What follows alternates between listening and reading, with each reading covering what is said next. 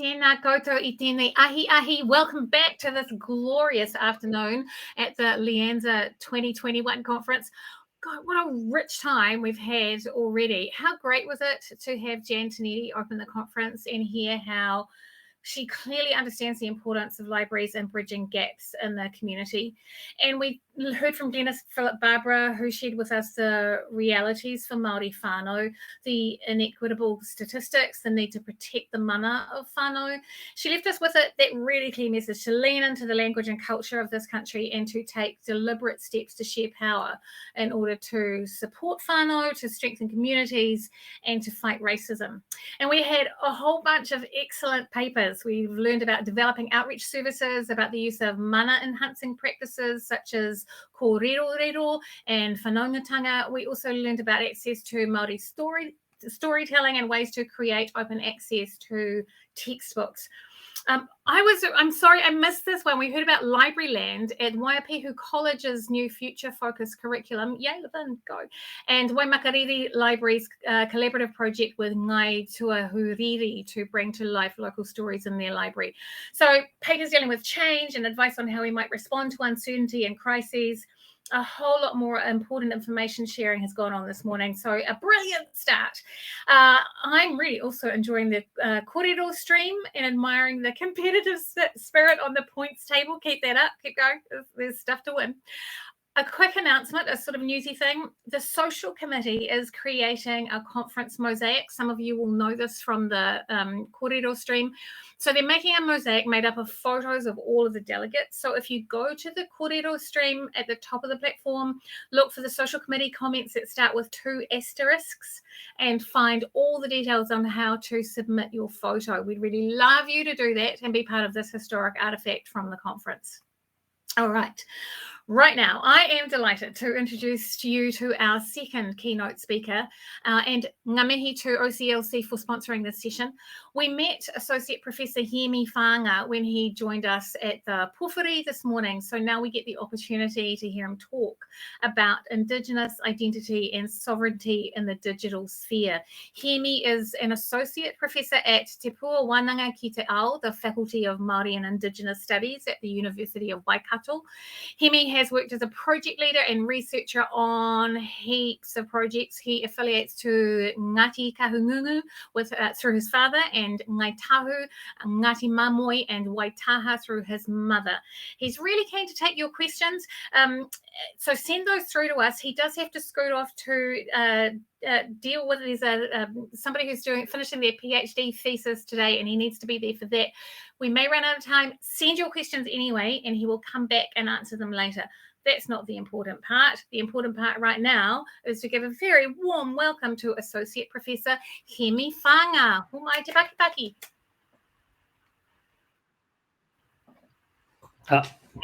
Tēnā koutou. E ngā reo, e ngā mana, e ngā karangamaha. Tēnā koutou I tēnei ahi. Tēnei te miha tu kia koe te tuahine, masia tēnā koe te kai whakahari tēnei wā. Ao koe noho moki koe I tō kāinga, mi kau kia koe I tēnei wā. Koutou mā, e aro mai I tēnei, te pahupahu, o tira ko tāku nei he wānanga I tēnei kaupapa o te rā nei. Ko ai tēnei, huri tēnei no Ngāti Kahungunu, no Ngāi Tahu, no Ngāti Mamoi, me Waitaha, I mihi kau kia koutou I tēnei wā. Good afternoon, everyone. I really hate those sessions after lunch because everyone's had a big feed and so they're all kind of tired. So hopefully this session will be of interest. When I actually got the request to provide a bit of a kōrero today, I thought about some of the work that I've been doing with some of my colleagues. So let's see if I can get this screen to work. Here we go. So I want to acknowledge them first and foremost. Acknowledge them in the sense that what I'm going to share today is very much built on the conversation and discourse that I've been having with this group. In particular with Professor Tohu Kukutai, Associate Professor Maui Hudson, Associate Professor Tataka Keegan, Hēni Kara, and a lot of you will know Hēni. She's one of yours. She's a fantastic Māori librarian that we have at the Whare Wānanga Waikato. Vanessa Clark, a kaimahi at the university, working in the research office, doing a lot of wonderful stuff around researching what it means to research in using kaupapa Māori principles in that research space, and how do we actually connect to our communities. Peter Hudson, who's a PhD student of mine, doing some really interesting stuff on AI. And Paolo Mato, one of my dear friends who passed away earlier this year. And we spent a lot of time talking about a lot of this stuff in the tech space. Also building on some work that we've been doing as a research team. I'd like to acknowledge the Science for Technological Innovation Spearhead that we're working on for National Science Challenge around a project called Aotea.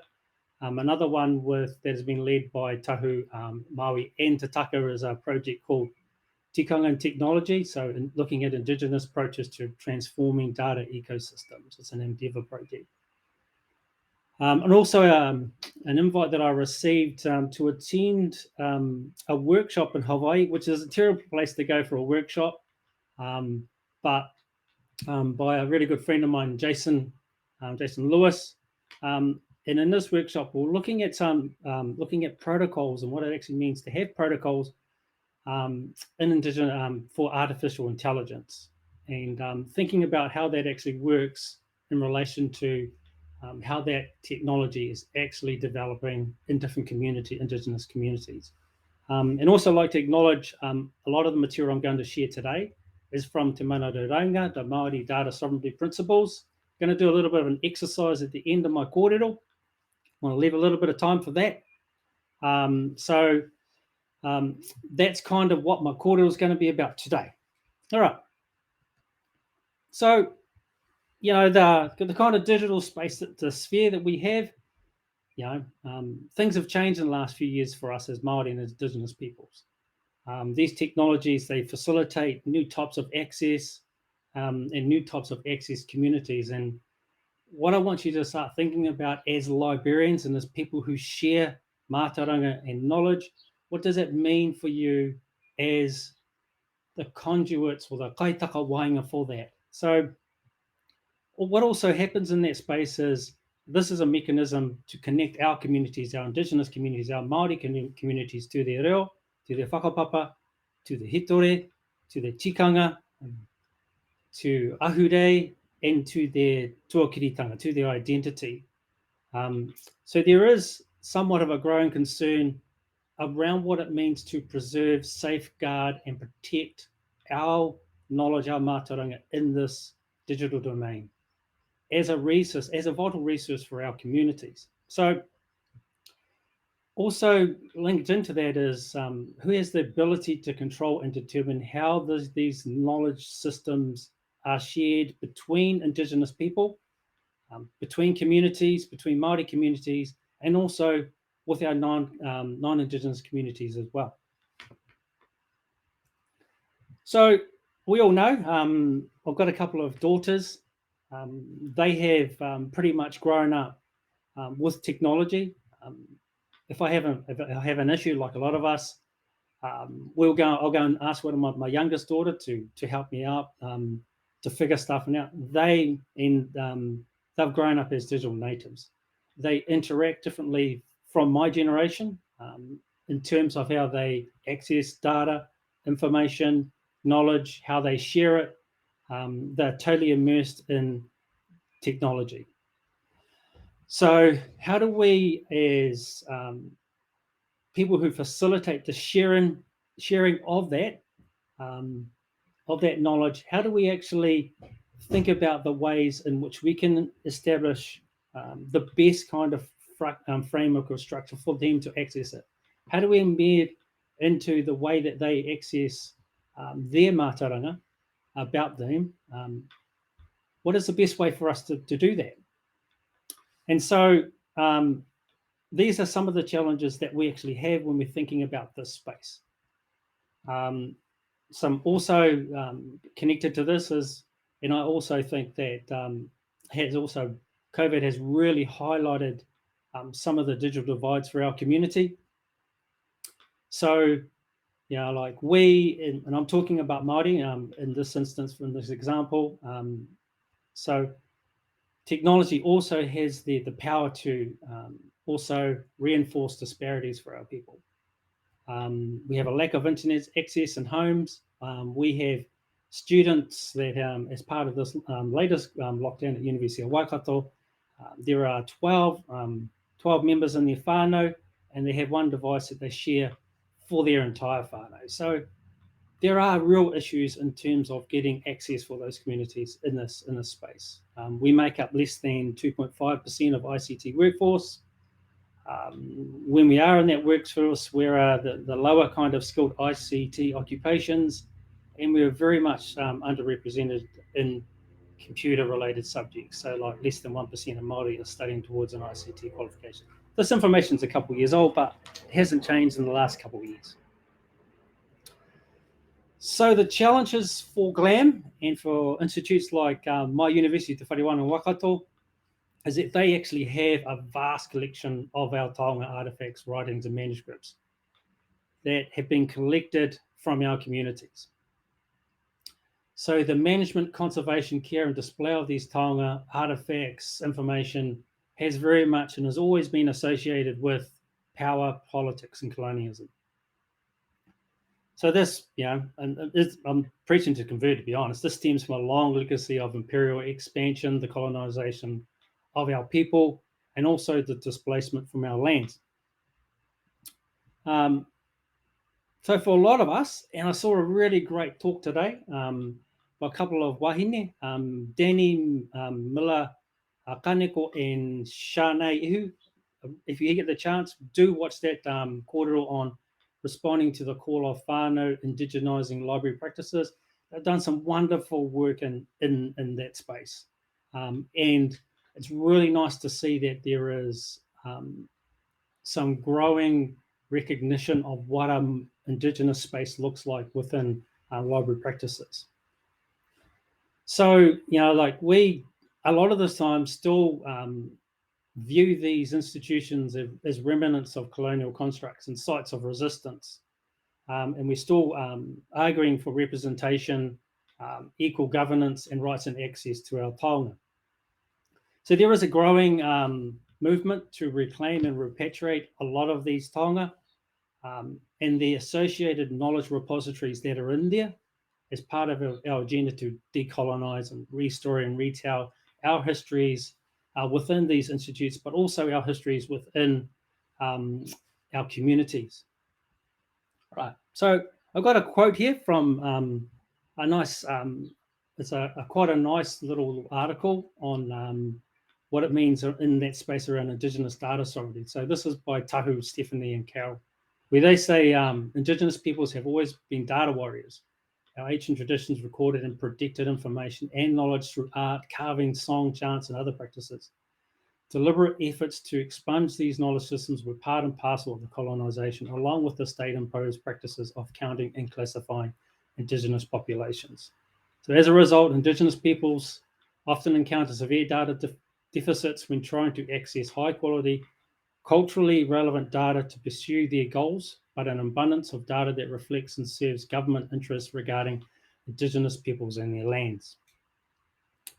So there's been a shift I suppose, in the last decade around what it means, a reclamation of rights and sovereignty over our data. And data in the broadest sense is information about us and created about us as well. So in Australia, there is a data sovereignty collective. In the United States, there's also a network. And today I'm going to be speaking a little bit about the work of Te Rangatiratanga in this space. So I will share. There's a couple of books here, seeming that we're all librarians. Love the library, love the great work that all librarians do, have done. I have a student today who's in his final throes of his PhD exam, doing some wonderful work on his reo iwi. And the library has been, and the people in there have been core to him actually getting completed. Here is one book. It's quite new. I think it was released this year.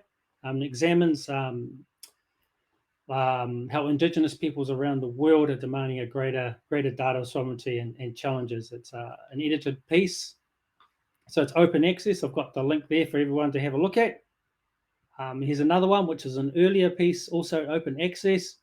And this was kind of a founding, well, I call it a founding book, which also talks about how we as Indigenous people are in pursuit and self-determination in this space. Right. If you have not seen or visited this site, the Māori Data Sovereignty Network, the link is down at the bottom here.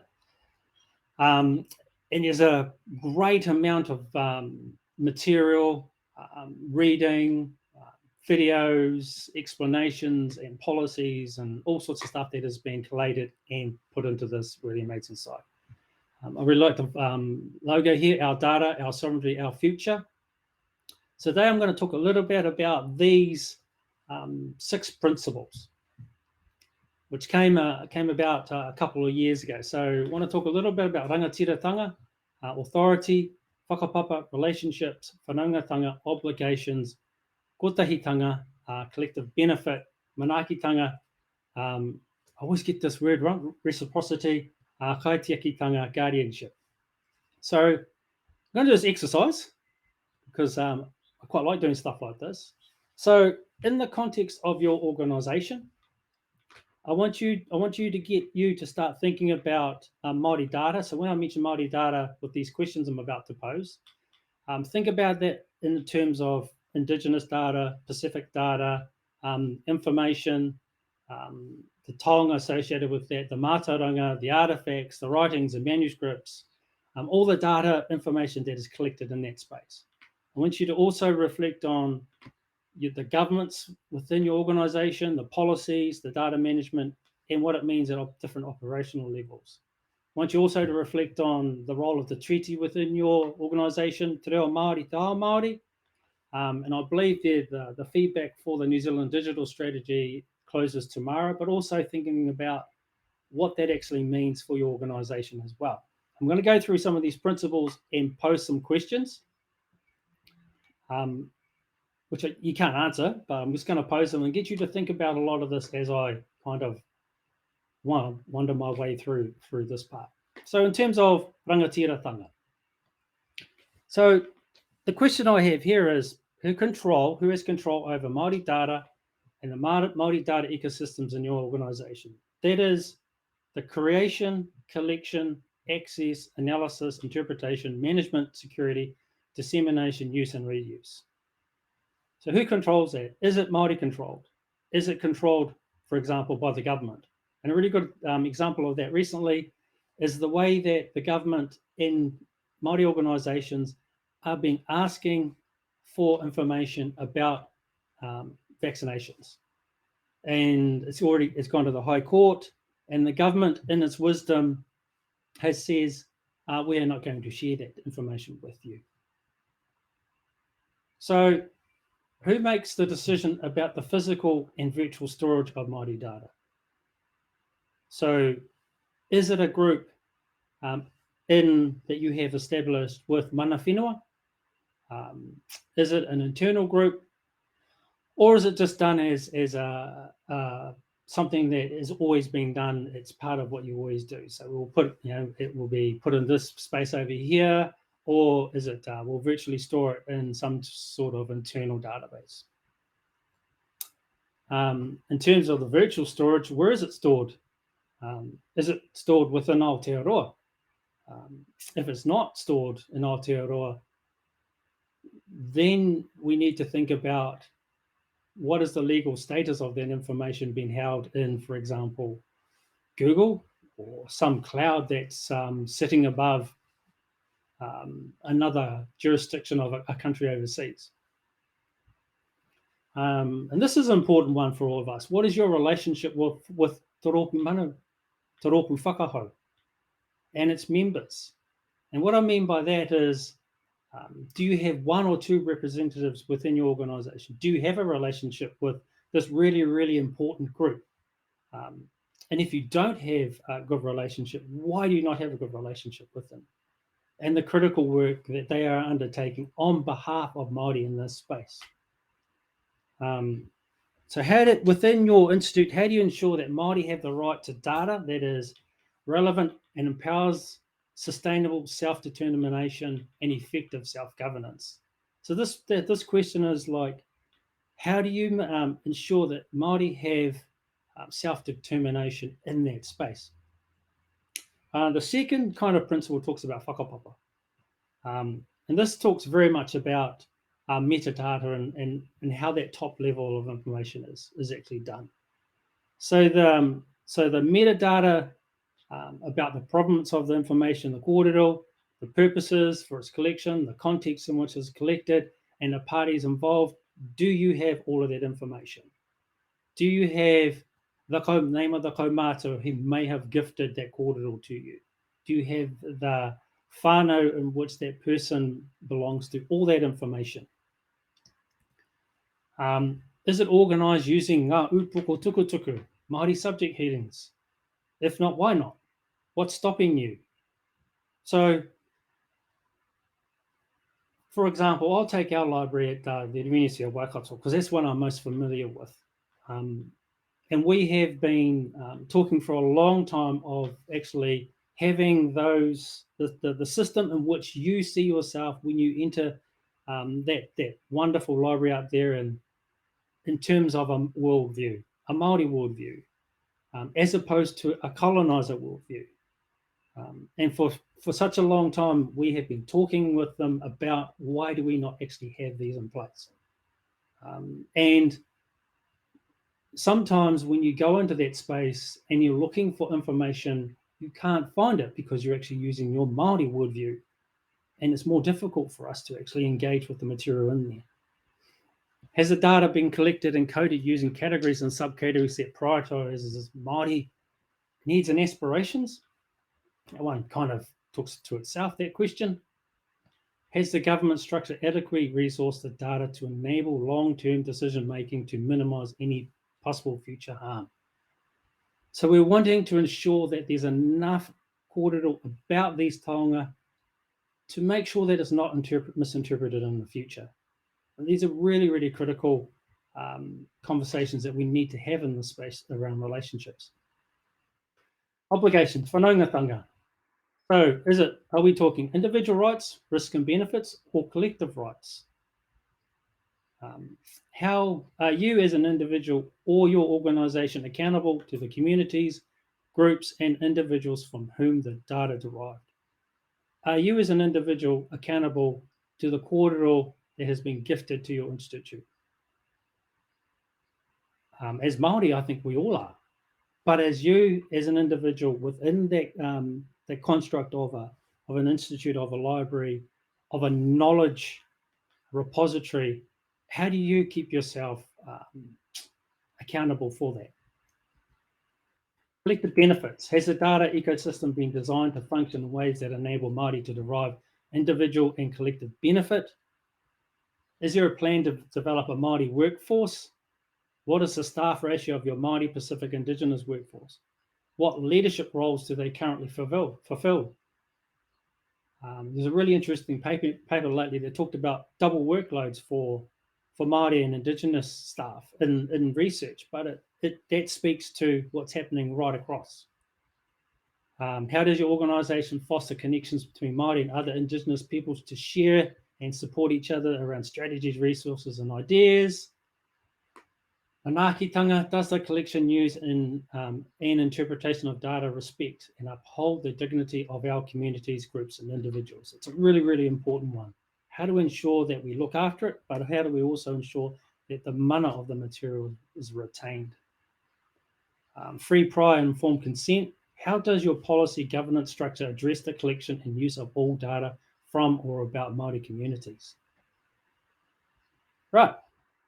One more kind of thing, we're getting nearly there. Has the data been stored, transferred in a way that enables and reinforces our capacity as Māori to exercise kaitiakitanga over it? How does our tikanga kawa mātauranga underpin the protection, access and use of Māori data in that space? These are real critical ones. Could spend hours and hours just talking about that. This one bullet point, but I think there needs to be a lot more discussion around that in terms of the technology space. in terms of formulating what it actually means and how a tikanga actually informs that space as well. What restrictions are in place for access? Who decides whether it's controlled or open access, and who is in control of that whole process? Okay, my last slide. Gee, I've got 3 minutes left. That was just a rant, to be honest. So the challenges for us as people who love libraries, love information, love sharing, providing access for our communities is we've got to be fully aware of what it means to have collective rights, interests, and access for our communities.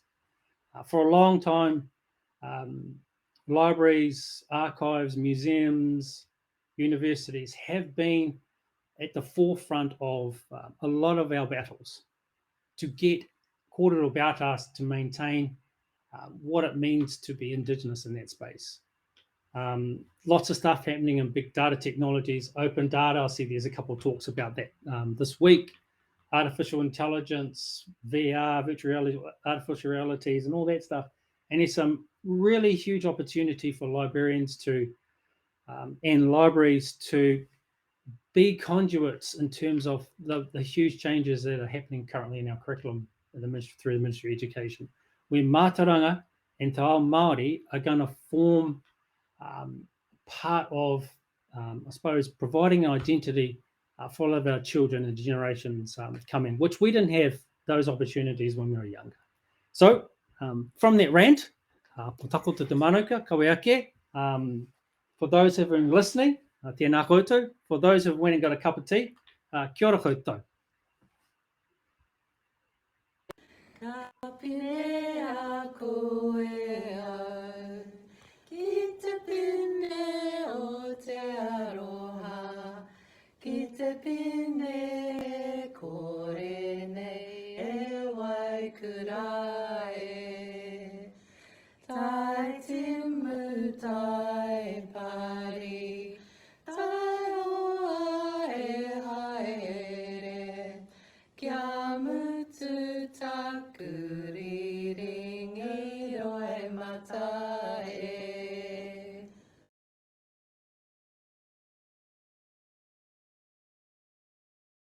Ngā mihi ki a koe. Thank you so much to you, Hēmi, for those challenges, for giving people a framework to ask questions about the institutions that they work in, about who owns the data, who's got the power and control. You said it was a rant. It was an excellent rant.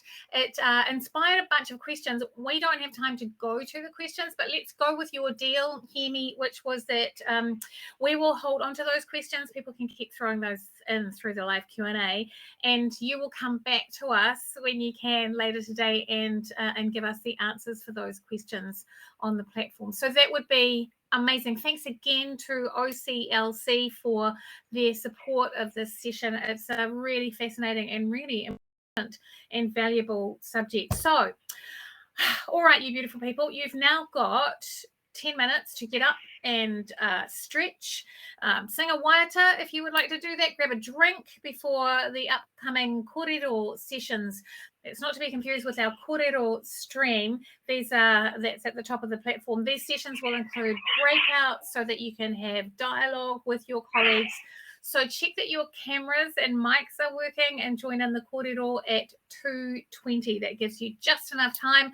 Go take a little break, have a little breathe. Mā te wā.